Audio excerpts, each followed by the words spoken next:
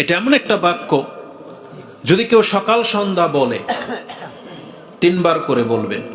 মুসনাদে আহমদে আছে, একবার বললেও যথেষ্ট, কারণ একবার বলারও প্রমাণ আছে।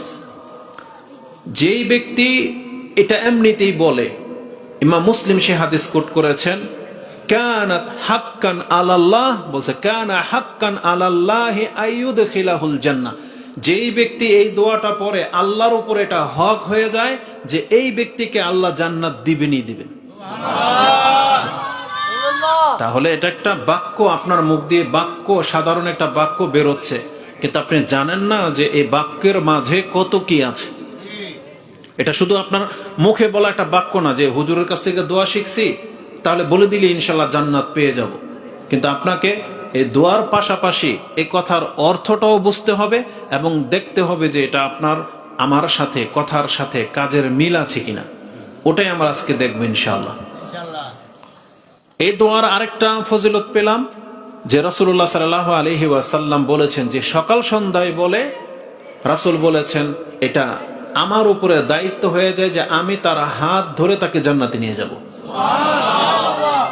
এই জন্য আমরা আল্লাহর কাছে দোয়া করি এই হাদিসের উপর যেন আমরা আমল করতে পারি, এবং রাসূলুল্লাহ সাল্লাল্লাহু আলাইহি ওয়াসাল্লাম যাদেরকে হাত ধরে জান্নাতে নিয়ে যাবেন আমরা যেন তাদের অন্তর্ভুক্ত হতে পারি। বলেন আমিন।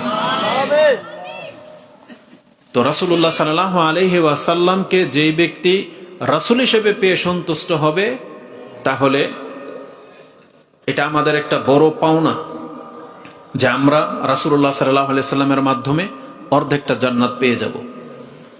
এটা হচ্ছে আমাদের শান, এটা হচ্ছে আমাদের মান।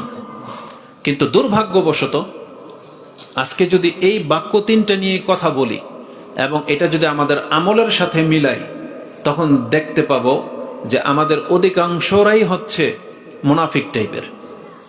মুখে বলে একটা, কিন্তু কর্মের সাথে তার মিল নাই। যেমন আপনি যদি বলেন যে রাদিতু বিল্লাহি রাব্বান, আমি আমার রব হিসাবে আল্লাহকে পেয়ে আমি সন্তুষ্ট, তা তার মানে কি? জীবনের কোন অ্যাঙ্গেল থেকে আপনার ঘাটতি হতে পারে? কোন অ্যাঙ্গেল থেকে? আপনার যে কোনো পেরেশানিতে আপনার মনে পড়বে যে আপনার একজন মালিক আছে, আল্লাহ। আপনার ঘাটতি আছে, অভাব আছে, আপনার মনে পড়বে যে আমার তো একজন মালিক আছে, আমার রাজ্জাক আছে, যিনি আমাদেরকে রিজিক দেন। আপনি পেরেশান আছেন, আপনি তো পেরেশান দূর হয়ে যাবে যখন আপনি জানবেন দয়া করার মতো আমাদের রব আর রহমান আছেন। আপনার দ্বারা অন্যায় হয়ে গেছে, পাপ হয়ে গেছে, আপনি সাথে সাথে তওবা করবেন। কেন?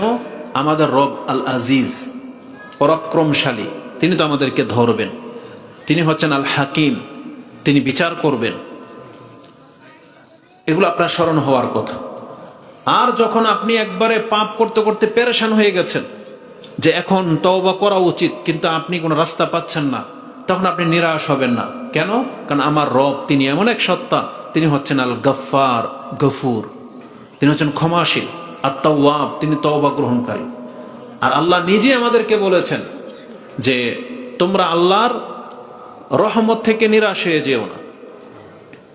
কোরআনে আল্লাহ সুবহানাহু ওয়া তাআলা সেটা সূরা জুমারের মধ্যে উল্লেখ করেছেন।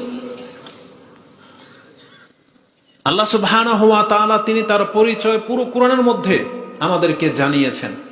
যখন একজন ব্যক্তি আল্লাহকে রব হিসাবে মেনে নেবে, তখন তাকে তার কর্ম দিয়ে সেটা প্রমাণ করতে হবে। আর রব, একটু আগেই আমাদের শেখ যিনি, উনি তার প্রয়োজনের কারণে আগে বক্তব্য করে চলে গেলেন, যদিও তিনি ছিলেন প্রধান। তিনি যে আয়াতগুলো নিয়ে আলোচনা করছিলেন, যে বাপ মা সংক্রান্ত, তাতে কি আছে? যে ওই যে রব্বির হামহুমা কামা রাব্বায়ানি সাগীরা। আল্লাহ রব্বির হামহুমা, হে আমার প্রতিপালক, আমাদের পিতামাতার উপরে আপনি দয়া করেন, রহম করেন, যেভাবে কামা রাব্বায়ানি সাগীরা, মানে যেভাবে ছোটবেলায় তারা আমাদের লালন পালন করেছে। এখানেও কিন্তু রব শব্দটা আছে। রব মানে হচ্ছে লালন পালন করা। এই ক্ষেত্রে আল্লাহ সুবহানাহু ওয়া তাআলা বাপ মাকে এই রব শব্দ দিয়েছেন। কিন্তু এই রব মানে আমাদের মহান রব না। যেমন ব্যক্তির সাথে বস্তুর সাথে রব শব্দ ব্যবহার করা যায়। যেমন বাড়ির মালিককে আরবি ভাষায় রব্বাল বাইত বলা হয়, মানে বাড়ির মালিক, যিনি বাড়িটাকে বানিয়েছে, ইটার উপরে ইটা দিয়ে খাম্বা গেড়েছে, যদিও সে মিস্ত্রি দিয়ে করেছে, কিন্তু তার তত্ত্বাবধানে বাড়িটা ছোট ছিল, এটা আস্তে আস্তে বড় হয়েছে। এই জন্য বাড়ির মালিককে রব্বুল বাইত বলা হয়। যেমন উট, গরু, ছাগল যারা পালে তাদেরকে বলা হয় রব্বুল ইবিল, মানে উটের রব, মানে উটের বাচ্চাটাকে লালন পালন করতে করতে সে বড় করেছে, সে হচ্ছে উটের রব। আবার কৃতদাসের মালিক যে, তাকেও আরবি ভাষায় রব বলা হয়। এটা একটা শাব্দিক দিক থেকে। এই জন্য আল্লাহ সুবহানাহু ওয়া তাআলা বলেছেন, তুমি আল্লাহর কাছে যখন দোয়া করবে তখন এইভাবে বলবে, রব্বিরহামহুমা কামা রব্বায়ানি সাগীরা, মানে আমার ছোটবেলায় আমার বাপ মা যেভাবে আমাকে লালিত পালিত করেছে, আদর করে, তুমিও তাদের উপরে ওইভাবে দয়া করো।